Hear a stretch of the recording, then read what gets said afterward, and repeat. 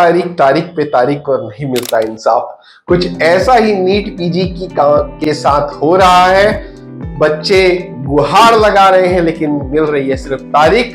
NEET PG की पारदर्शिता पर सवाल खड़ा है और नहीं मिल रहा है इंसाफ। देखते हैं आगे क्या होगा। अगली तारीख और मिल चुकी है और देखते हैं अब उस पर क्या होगा। काउंसलिंग कब से शुरू होगी इस बारे में आइए जानते हैं इस वीडियो पे। नमस्कार, स्वागत है आप सबका मेरे यूट्यूब चैनल पर। मैं हूं डॉक्टर छाबड़ा। नीट पीजी की काउंसलिंग का सबको इंतजार है। रिजल्ट आए हुए समय हो चुका है। एक तरफ कोर्ट में केस चल रहा है, दूसरी तरफ काउंसलिंग का इंतजार चल रहा है। काउंसलिंग जल्द ही शुरू हो सकती है। अब जी हाँ, काउंसलिंग जल्द ही शुरू हो सकती है। काउंसलिंग शुरू होने से ये मतलब नहीं है कि काउंसलिंग रेगुलर अपने समय सारणी पर चलेगी, ऐसा बिल्कुल नहीं है।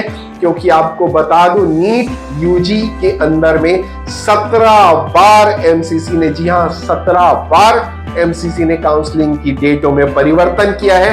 तो नीट पीजी की काउंसलिंग का शेड्यूल अगर एमसीसी निकाल भी देता है तो ये एक बड़ा संचय हुआ कि क्या उसे वो समय पर चला पाएगा या फिर नीट यूजी की तरह तारीख पे तारीख जैसे कि कोर्ट में मिल रही है वैसे ही एमसीसी के द्वारा भी दी जाएगी। केरला ने अपना काउंसलिंग का शेड्यूल की डेट आगे बढ़ा दी है। 30 तारीख तक अब आप केरला का फॉर्म भर सकते हैं। नीचे वेबसाइट का लिंक दिया हुआ है, उस पर जाकर आप अप्लाई कर सकते हैं। बहुत सारे स्टेट्स अपनी अपडेट्स ला रहे हैं। मध्य प्रदेश, छत्तीसगढ़ में भी अब एक नया नियम आया है जिसके अंतर्गत अगर आपने यूजी वहां से की है तो ही यहाँ की सीटों के लिए आप एलिजिबल होंगे, अन्यथा आप एलिजिबल नहीं होंगे। पहले ये हुआ करता था कि अगर आप वहाँ के डोमिसाइल हैं और यूजी वहां से किए हैं तो दोनों ही बच्चे एलिजिबल हुआ करते थे, पर अब ऐसा नहीं है। नए नियमों के तहत अब सिर्फ अगर आपने स्टेट से यूजी किया है तो ही वहां की सीटों के पात्र आप माने जाएंगे। काउंसलिंग का शेड्यूल 1 या 2 दिन या जल्दी आ सकता है। कुछ बहुत ठोस कहा नहीं जा सकता, लेकिन परिस्थितियां ये बता रही है कि जल्दी अब काउंसलिंग का शेड्यूल आएगा। बहुत सारे बच्चों का कॉल आ रहा है कि सर नंबर कम है, सेकंड कट ऑफ में हम एलिजिबल होंगे और क्या हमें कम नंबर पर सीट मिल जाएगी। तो ये मैं आपको बता दूं, अगर आपका बजट अच्छा है, अगर आप अच्छा बजट लेकर चल रहे हैं तो 100% आपको सीट मिलनी ही है, क्योंकि फीसेस जो है वो आसमान छू रही है।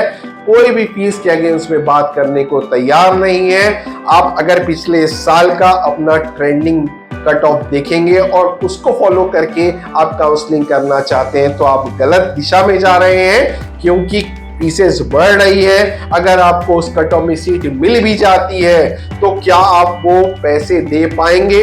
क्या वो वर्थ इट होगा? क्या आपके नंबर में कम फीसेस में कॉलेजेस मिल सकते थे? तो ये सारी बातों को देखना बहुत जरूरी होता है। इसलिए एक अच्छा काउंसलर हायर करने की आपको जरूरत होती है। मैं हमेशा ये कहता हूँ कि जरूरी नहीं आप हमें हायर करें, आप दूसरे किसी अच्छे काउंसलर को भी हायर कर सकते हैं जिसमें आपको संतुष्टि मिले, जिसमें आपका भरोसा क्रिएट हो।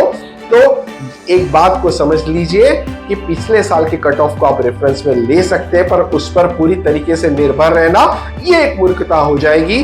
तो अगर जो बच्चे कम नंबरों पर बड़ी ब्रांचेस देख रहे हैं, जो सेकंड कट ऑफ का वेट कर रहे हैं जब कट ऑफ गिरेगी, तो सीट आपको जरूर मिलेगी। बस आपका बजट अच्छा होना चाहिए। बजट अच्छा होगा तो सीट आपकी होगी। फीसेस बढ़ते जा रही हैं, अपडेट्स डेली आ रहे हैं। ऐसे ही महत्वपूर्ण जानकारियां मैं अब आपको देता रहूंगा। जल्द ही मैं आपको उत्तर प्रदेश राज्य का कट ऑफ बताऊंगा, पिछले साल का ब्रांच वाइज और सीटों वाइज क्या टॉप ब्रांच है उसका लास्ट कट ऑफ था। तो जरूर से इस चैनल को सब्सक्राइब करिए। मेरा नाम है डॉक्टर छाबड़ा। नीचे टेलीग्राम चैनल का मेरा लिंक दिया हुआ है, उस पर जाकर आप जुड़ सकते हैं ताकि जो पीडीएफ है कट ऑफ्स के वो आपको समय समय पर वहां पर मिलते रहे। इस वीडियो को देखने के लिए आप सभी का धन्यवाद।